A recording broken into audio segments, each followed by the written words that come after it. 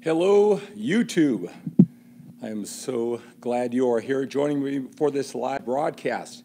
In this video, I am going to talk about back training. I am going to give you some back training tips to help you target that back, the muscle group, stimulate growth, start the entire process. I'm going to give you some back training tips, and I'm going to outline a back training routine. So that's what I'm going to do for you in this video. I'm going to go to you live. It's something that I'm going to bring tips to you like this on a continual basis. And these videos are specifically designed. They're created for you right here on my YouTube channel. I'm so glad you're here.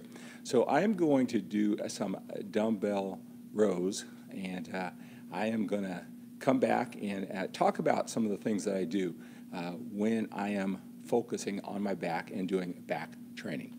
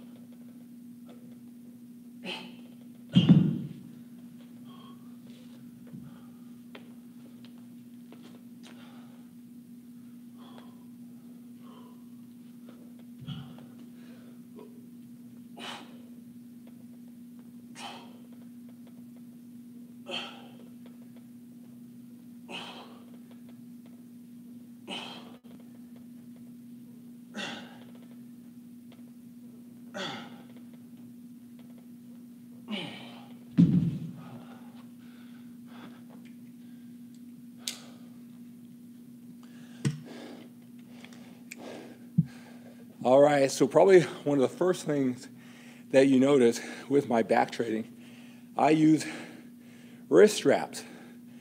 And the reason for that is you want to use a lot of weight to stimulate growth for your back. That's a big muscle. To overload it, to tax it. Doing the weight required to overload the back muscles, it's going to take a very strong grip. It's going to take forearms. It's going to take biceps. Many times, even with wrist straps, you're going to feel a lot in your grip, a lot in your forearm, a lot in your biceps. When you use wrist straps, it's just like it's glued to your hand. It enables you to just focus on the back muscles. Right now, there's a lot of different schools of thought. I talk to guys, they say, you know, you shouldn't use wrist straps. You should rely on your strength. You get more forearm work. And although that's true, I have all my heavy lifting throughout the week, indirectly through all the different training, I'm going to stimulate my grip and my forearms, right? This helps me concentrate on hitting the back muscle with as much weight. I don't have to rely on my grip. So I use wrist straps for that reason. Now, another thing that you may notice on that exercise is that when I pull the weight, you'll see a lot of guys, they'll pull it here on all different type of back movements. I pull it close to what I say my belly button, my belt buckle, my belly button. That's where I pull it to, all right, just so I can feel it in my back. Another thing, too, when I'm doing that back exercise, I'll do one more set, and you can watch this when I do this, is that the arms will naturally want to flare out. That is just natural. I do everything I can to fight to keep them in. Even when I do fight to keep them in, even though when I do fight to keep them in, right, they'll still want to flare out, but I'm conscious to keep them in, right? So wrist straps, I pull it to my belt buckle rather than to my middle torso or even my lower chest, all right? And I keep my arms tucked in as much as possible because they'll want to flare out. With all different exercises, I explode on the way up in a 1 count, and then I lower it, controlling the weight with a 1-2 count, right? Now, a back exercise that I do today, a typical one, I'll start off with barbell rows. I'll warm up sufficiently there, 3, 4, 5 sets, whatever it takes, and I'll do 2 really taxing heavy overload sets in the 6 to 8 rep range. Then I'll go into my next exercise. I will not warm up. My back is already warmed up from what I did before the dumbbell rows, and I'll do lat pull-downs. Now I'll do lat pull-downs with a medium grip. I'm not one of those guys that believe when you have the wide grip, it makes your back wider. All right, I think your back is structured the way it is. Your job is to put as much muscle in as possible. So I'll go to 2 sets of lat pull-downs with that medium grip, using my wrist straps there, like with all my back exercises, and I'll do 2 sets there.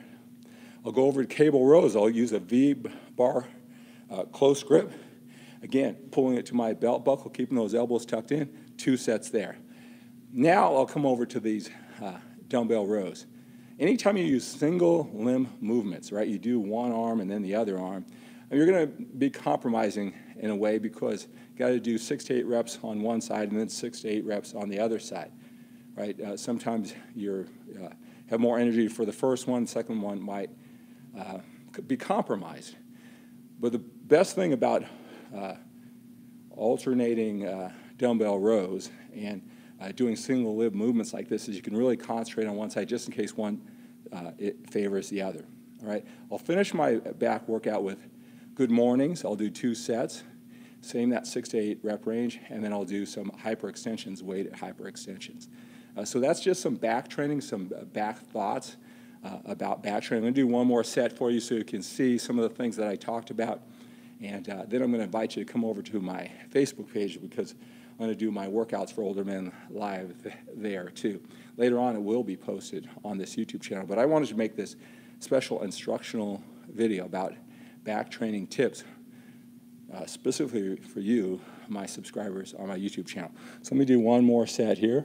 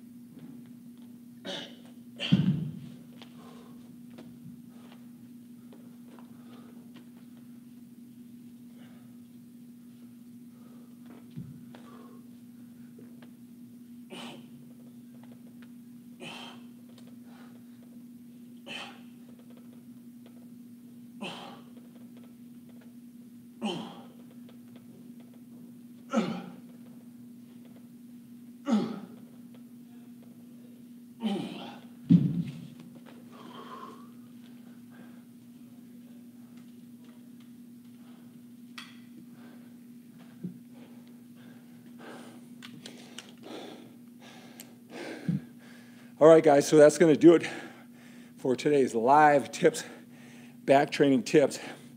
Go to manformationworkouts.com. If you're a little bit older, you have a busy, productive life, I have a members-only website for you, absolutely free access to this Workouts for Older Men members-only website. Go to manformationworkouts.com. I will issue you the username and password. Fill out the questionnaire when you go to manformationworkouts.com. Fill it out thoroughly.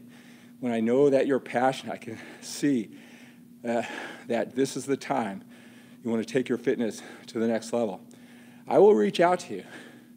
Look for a call from the 925 area code when you fill out that questionnaire. All right? So go there, manformationworkouts.com. Make sure you're on all my social media platforms. Have a great day. Have an outstanding day. Have an awesome day. Think big and think bigger than getting bigger.